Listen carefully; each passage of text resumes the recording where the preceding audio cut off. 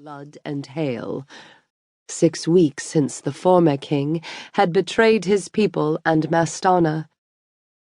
Every day she prayed to Uni, the great mother goddess, to thank her for sparing her husband's life.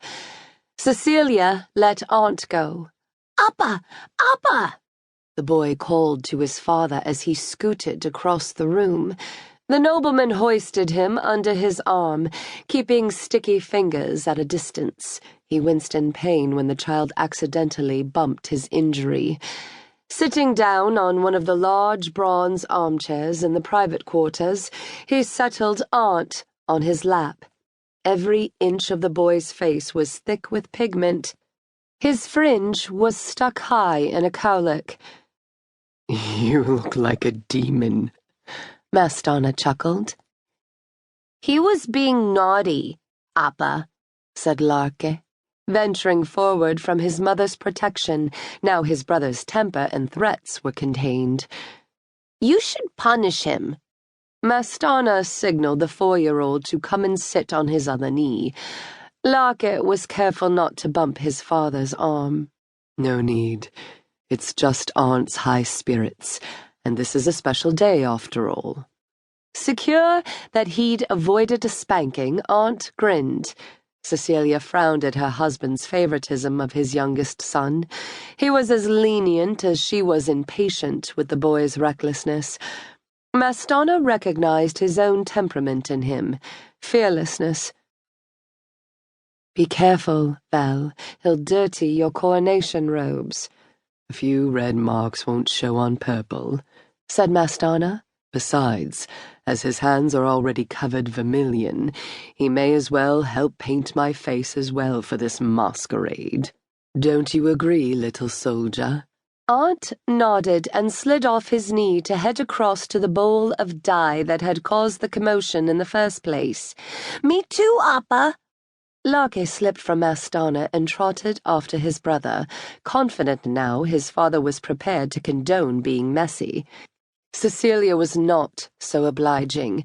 She gestured to her Greek handmaid to help her. "Time for a bath, don't you think, Caceres?" The stout servant grinned, showing her missing dog tooth. "I'll take these rascals to the nursery, mistress. Extra scrubbing will be needed." This time Aunt did not attempt to struggle when Caceres grabbed him, hoisting him onto her hip. He knew he had met his match. Larke was despondent, imploring his mother, "Please, Auntie, I want to see Appa crowned." Caecilia bent and kissed him. "The ceremony is not for children, my love. Appa will say goodbye to you before he goes so you can see him in his regalia." "So I can touch his eagle scepter?" She nodded. "Me too!" Aunt was adamant. Caecilia kissed the top of his head, avoiding patches of paint. "Yes, both of you. Now go and clean yourselves." Tas tugged at her sleeve. "I'm already clean, Auntie, and I'm old enough to go to the ceremony." Caecilia crouched before him. His oval, tawny eyes were solemn. "Not quite, Tas. There'll be a vast crowd, and the rites are long and tiring." Some of Aunt's doggedness emerged. "I want to see the great temple. I want to see Appa crowned." Caecilia wondered if she was going to have to weather another tantrum. Her sons were becoming too pampered. Mastana had less patience with his oldest than his youngest. "Listen to your mother, Tas." At the doorway, Larke broke from Caceres and skipped back to Caecilia. "I want to kiss you, Auntie." He reached up to peck her on the cheek. She nuzzled his hair. "I'll give you 1,000 kisses," she whispered, "before you go to sleep."